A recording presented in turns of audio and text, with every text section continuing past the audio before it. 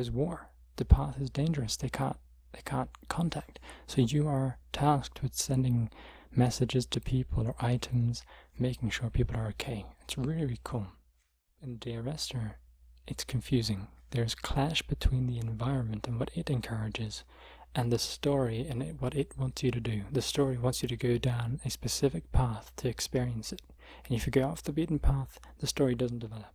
So what you have in Morrowind is a clash between the combat design and the visual feedback.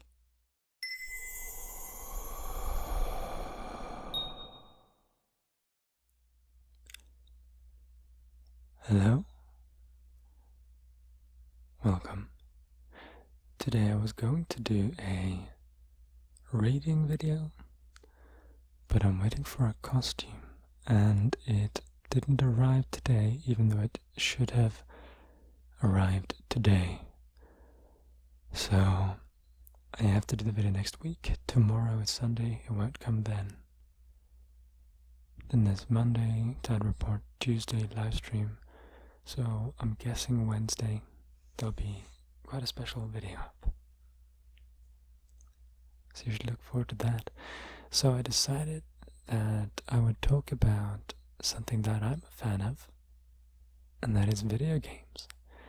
I don't have any plans for what I'm going to discuss specifically, but it will be with a focus on the games I like, what I think is good video game design, talk about some bad video game design to contrast and kind of help explain my viewpoints. And this will be a little bit nerdy, geeky, and yeah, I hope you enjoy it, basically. So we're going to start with just discussing some of my favorite games.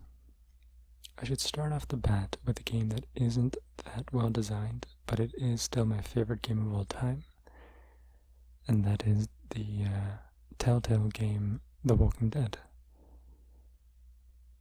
I don't watch the show, and I don't read the comics, but when I played that game, it made me feel full stop. It made me feel, and no other game before it had that effect. And for all its flaws, it managed to actually evoke true emotion from me, and that was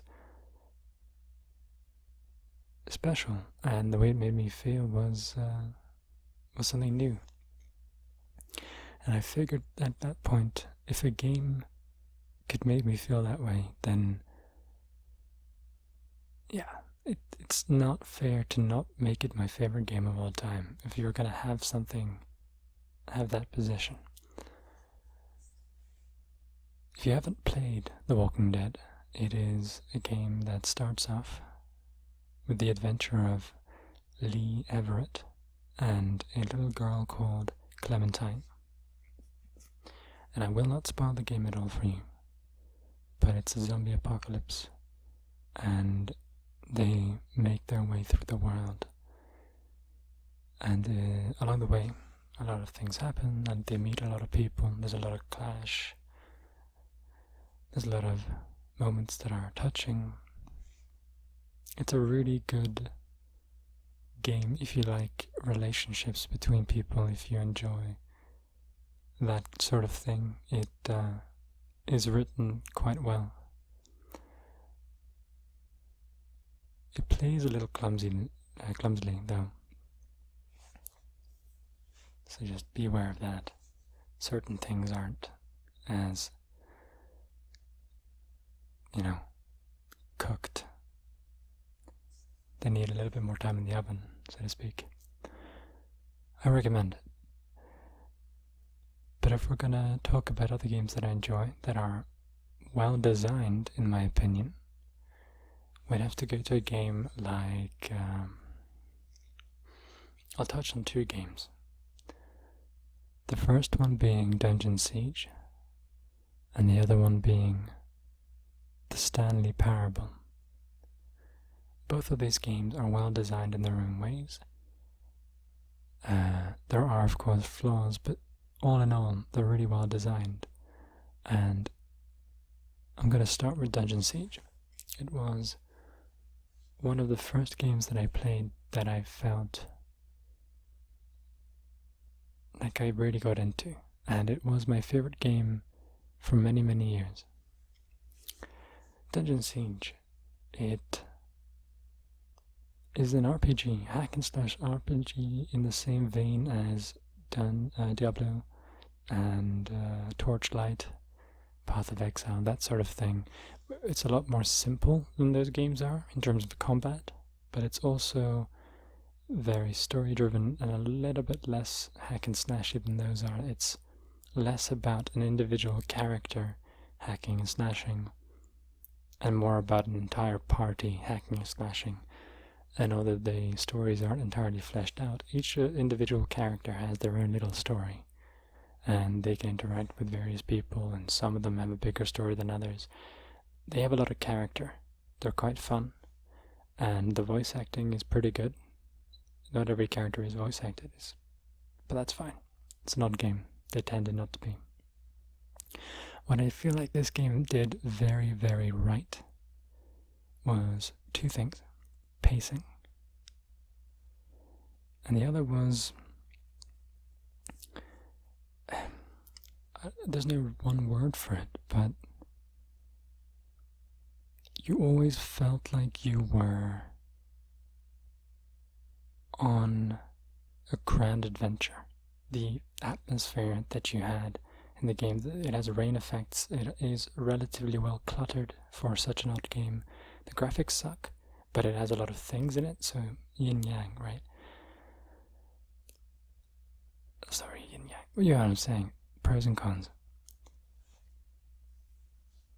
The feel that the game gives you, the atmosphere it sets you in, the music is perfect. It makes everything seem so alive and so important. And like I mentioned, the pacing is also really, really well done. The game doesn't have any loading screens. It never tells you that you can't go anywhere. You can go anywhere within the limited space that you have. It's a linear game that doesn't feel closed, if that makes sense.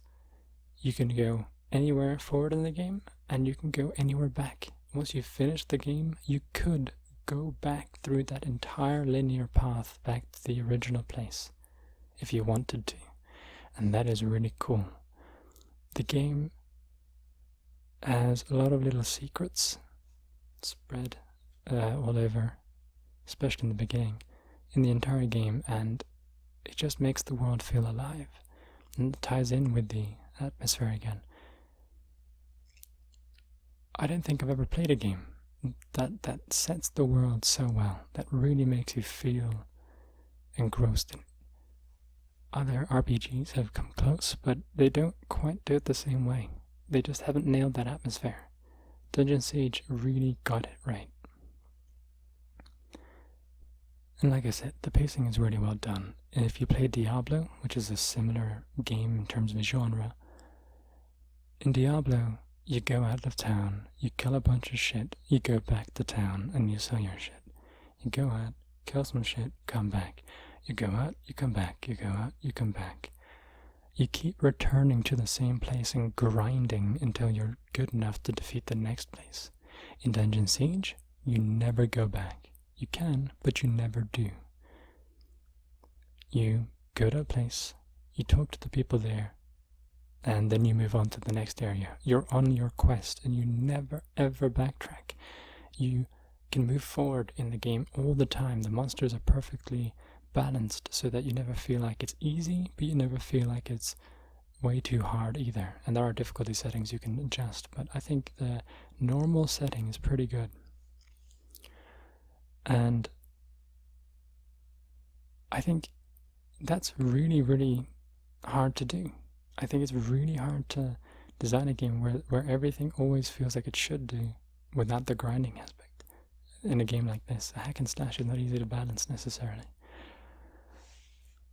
And the fact that it doesn't ever require you to return to any older places means that everything's always fresh. The environments are new, the biomes are new, the creatures, some of them are reskinned, but are new. And that's really cool. The whole thing is always fresh and cool and shit. If you've ever watched Egoraptor, Aaron Johnson. Is it called Johnson? I think it's called Aaron anyway. Now, is it?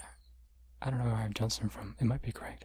Aaron, Egoraptor, made a series called Sequelitis, where he compares a game compared to its sequel. And the first one he did, I think, was with Castlevania versus Castlevania 2. The point is, the difference between them was the original Castlevania had you go on an adventure that was mostly just forward, whereas Castlevania 2 had towns where you left, you came back, you left, you came back, and you always had to sort of grind and grind and grind and grind to get to where you need to go. I feel like that's the difference between Dungeon Siege 1 and Diablo, as well as Dungeon Siege 2, by the way. It fell into that trap of making you go back to the same town over and over, completing quests for individuals in the town you've already visited. Dungeon Siege 1 didn't do that. It gave you quests, and you completed them in the next town. It would be courier quests, sending a message. The world is at war, and people have family and contacts that they can't reach out to through normal means anymore because there's war. The path is dangerous. They can't contact. So you are tasked with sending messages to people or items, making sure people are okay. It's really, really cool. So, anyway, that's Dungeon Siege. Then you have Stanley Parable, and oh my Christ. The Stanley Parable, if you are a gamer and you haven't played Stanley Parable, you've been missing out. The Stanley Parable does so much right and so little wrong, it is insane.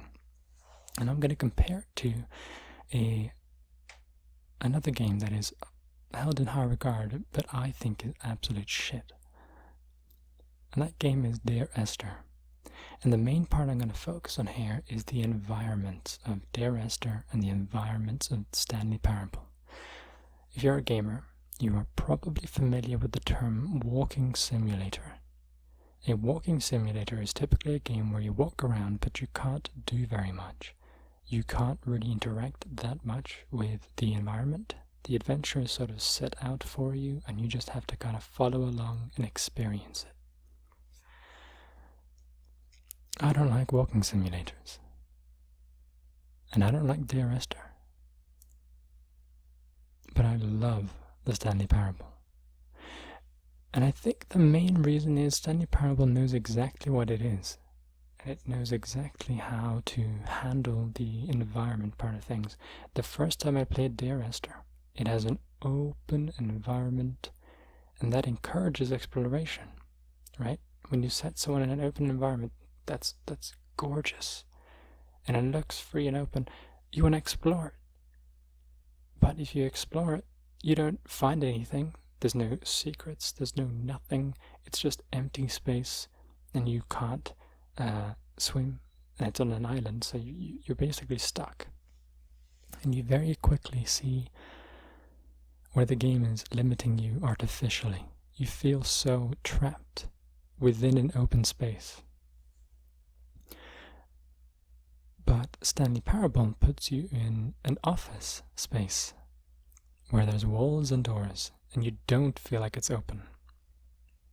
What's fucking genius here is that it just works. When the space is enclosed, it doesn't encourage exploration. You can see that you're trapped. If you put a person in a cage, they're not going to explore, are they? They feel trapped already, and they trap you from the beginning and give you that experience so that you sort of know what's up. In Dear Esther, it's confusing. There's clash between the environment and what it encourages and the story and what it wants you to do. The story wants you to go down a specific path to experience it. And if you go off the beaten path, the story doesn't develop. In Stanley Parable, you have an enclosed space, but you can go anywhere within that enclosed space, and the story will just adapt to what you do. Fuck yeah. It is so well thought out. It is pure genius. And on top of that, it is hilarious. The writing is so well done. The voice acting of the narrator who's with you throughout the game, perfect. It is perfect. So I would recommend it to anyone who has played games for a while, because it has a lot of jokes about other games and so on. And you just feel like trying more things all the time. You feel like trying that, seeing how that changes the scenario, because the game is all about choices and doing things the narrator wants or not doing what the narrator wants, because he's telling a story and you kind of change the story by your actions. It does everything right. It is the ultimate walking simulator. It is a pretty much perfect walking simulator. I can't think of much it does wrong. And a game like Dear Esther that got so much praise did so much wrong. There's so much clash in the game design. The different elements, they don't go together. I have a little bit more time, so I'm going to cover a little bit deeper on that subject when it comes to clash and design. And I'm going to use Dungeons and Dragons and Morrowind, which is an RPG in the Elder Scrolls franchise. And I'm kind of going to explain why Morrowind has a terrible combat system. So Morrowind is a RPG that has a combat system that is based on dice rolls. Dice rolls originate from games like, well, I mean, they originate from whenever the dice were originally created, but Dungeons and Dragons use dice rolls to progress whatever is happening, because there is no real visual representation of what is going on in the game. You need a dungeon master, game master, whatever, and then you need the dice rolls to basically tell you the outcome. But when you put a game in a 3D space and allow you to swing your sword, when you have proper visual representation of what's going on, the dice rolls no longer make sense. So what you have in Morrowind is a clash between the combat design and the visual feedback. You can swing a sword, hit an enemy, but it'll miss. It'll tell you that you missed, even though you saw that you hit. This is a clear flaw. It is an objective flaw, because it is a complete clash in game design. It is a clash between what the player is experiencing and what is happening according to the game. A lot of people defend the combat system in Morrowind because they feel like it was actually challenging, but it was very poorly designed. It is tedious to use, and it is complete shit, basically.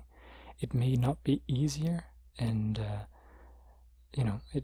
maybe you like the challenge, but it doesn't make it a good system. It is a system that is objectively flawed and has a clash between the visual representation and it. At least in the later titles, Oblivion and Skyrim, the visual feedback makes sense for the most part. When you swing and you hit, you hit. And that is how a game like that ought to work. You have other games that are new, but don't have proper visual representation of what's going on, and in those games it still makes sense to use dice rolls.